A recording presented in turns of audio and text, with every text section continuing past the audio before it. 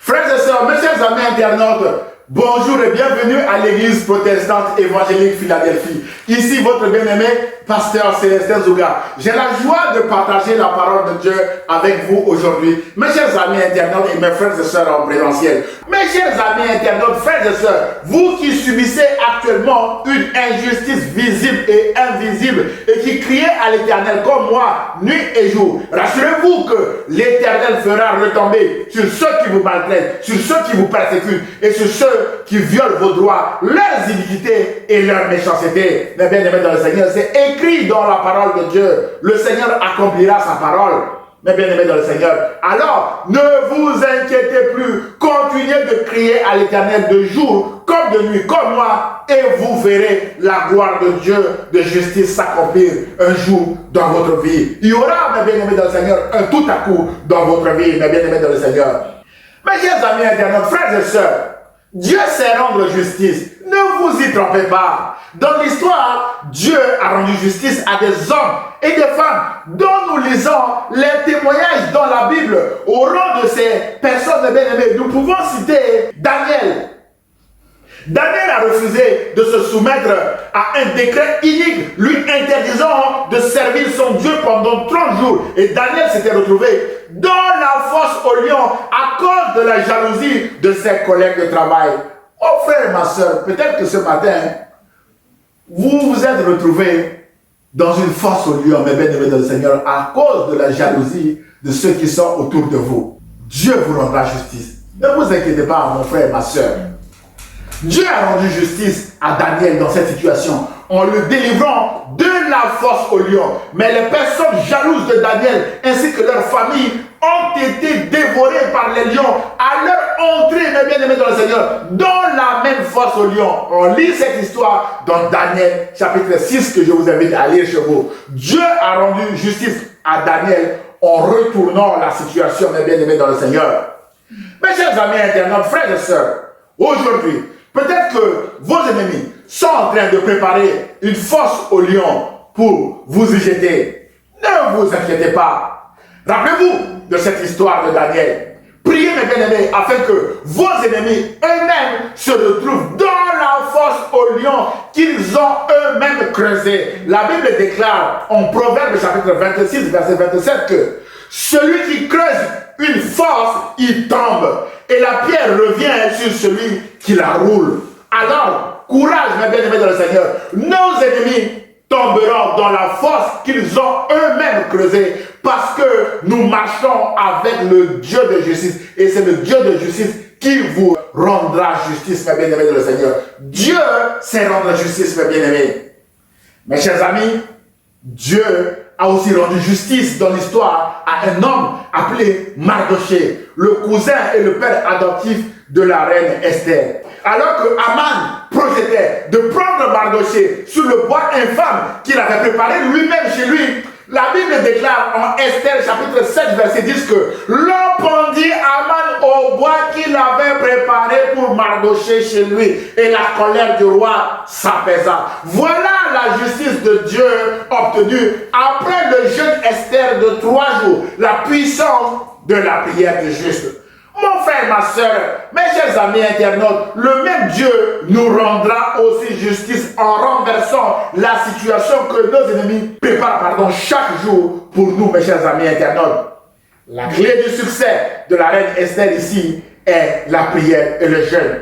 Continuons de prier et de jeûner, mes chers amis internautes. Nos prières ouvrent la porte à Dieu de renverser la situation sur nos ennemis, qui sont aussi des ennemis de la croix, mes bien-aimés dans le Seigneur. Enfin, une personne célèbre à qui Dieu a rendu justice est Jésus. Vous connaissez cette histoire, mes bien-aimés dans le Seigneur. Trahi et vendu par Judas Iscariote, son disciple, pour 30 pièces d'argent, Jésus sera arrêté. Alors que Pierre voulait rendre justice à coups d'épée à Jésus lors de son arrestation, Jésus a dit à Pierre, en Matthieu chapitre 26, verset 52, « Remets ton épée à sa place, car tous ceux qui se serviront de l'épée mourront par l'épée. » Sous-entendu, tous ceux qui se serviront de la magie mourront aussi par la magie. Tous ceux qui se serviront de la sorcellerie mourront aussi par la sorcellerie. C'est votre arme, mes bien-aimés dans le Seigneur, qui se retournera contre vous. Mon frère, ma soeur chrétienne, quelle est votre arme?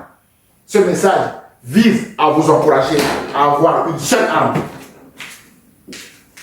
Voici notre arme. Et la prière. Voici notre arme, mes bien-aimés dans le Seigneur. La Bible.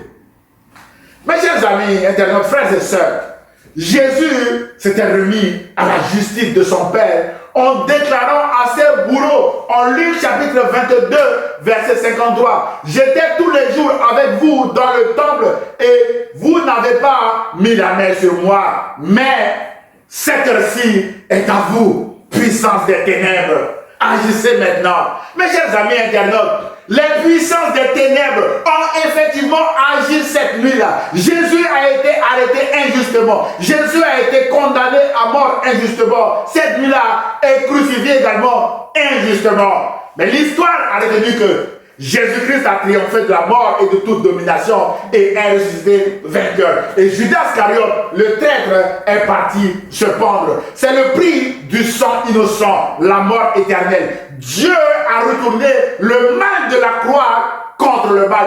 Notre Dieu sait retourner le mal contre le mal, mes bien-aimés dans le Seigneur. Ne vous inquiétez plus, mes bien-aimés dans le Seigneur. Dieu est le Dieu de justice.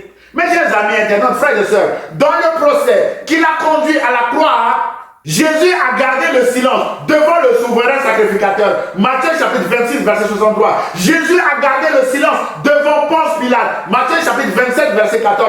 Et Jésus a gardé le silence devant Hérode. Luc 23, verset 9. Le but de ce message n'est pas de vous sensibiliser à vous laisser maltraiter par quelqu'un ou quelqu'une tout en restant silencieux ou de vous empêcher de partager votre situation avec une personne qui pourrait vous aider. Non, mes bien-aimés dans le Seigneur. Mais le but de ce message est plutôt de vous inviter à porter une attention particulière sur l'attitude de Jésus face à l'injustice flagrante, mes bien-aimés dans le Seigneur. La Bible déclare en 1 Pierre, chapitre 2, verset 23, que lui qui injuriait ne rendait point d'injure. On insultait Jésus, Jésus n'a pas insulté les gens. Maltraité ne faisait point de menace. On le maltraitait, il ne menaçait personne. Pas de violence chez Jésus. Mais s'en remettait à qui? S'en remettait à celui qui juge justement, mes bien-aimés dans le Seigneur. Remettons-nous entre les mains de notre Dieu qui juge justement avec justice tous ces pléonasmes, mes bien-aimés dans le Seigneur. Ce sera donc dans le calme et la confiance que nous puiserons notre force à la croix pour résister aux méchants. Pour cela, mes bien-aimés, remettons-nous à la justice de Dieu. Mes chers amis internautes, frères et sœurs, Dieu a rendu justice à Jésus en récompense de sa fidélité, de son obéissance et de son attitude de silence face à l'injustice flagrante. Dieu a souverainement élevé Jésus en lui donnant le nom qui est au-dessus de tout nom, afin qu'au nom de Jésus, tout genou fléchisse dans les cieux et sur la terre et sous la terre, et que toute langue confesse que Jésus-Christ est Seigneur, à la gloire de Dieu le Père, d'après Philippiens chapitre 2, versets 9 à 11. Aussi, mes bien-aimés, toujours en récompense, Jésus-Christ reviendra comme roi pour juger le monde, mes bien-aimés dans le Seigneur. Que vous le croyez ou pas, mes bien-aimés dans le Seigneur, ça ne changera rien à cette vérité. Jésus-Christ reviendra. Jésus ne ment point. Il l'a dit en Jean 14, 3, il reviendra nous chercher afin que là où il est, que nous y soyons également, mes bien-aimés dans le Seigneur. La question importante de ce matin est, êtes-vous prêts pour le retour de Jésus, mes bien-aimés dans le Seigneur? Frères et sœurs, mes chers amis internautes, peut-être que ce matin, vous êtes en train de traverser une situation injuste, comme moi, face à laquelle vous criez à Dieu, mes bien-aimés dans le Seigneur. Ce message vise à vous encourager à continuer de crier à Dieu, à continuer de prier. Rappelez-vous de cette parole de Jésus qui dit, « Heureux ceux qui ont faim et soif de la justice, car ils seront rassasiés. » Vous serez, mes bien-aimés, rassasiés de la justice de Dieu, comme Daniel, comme Mardoché et la reine Esther, et aussi comme Jésus, le grand héros. Que Dieu vous bénisse ce matin, mes chers amis, mes frères et sœurs internautes. Merci pour votre écoute.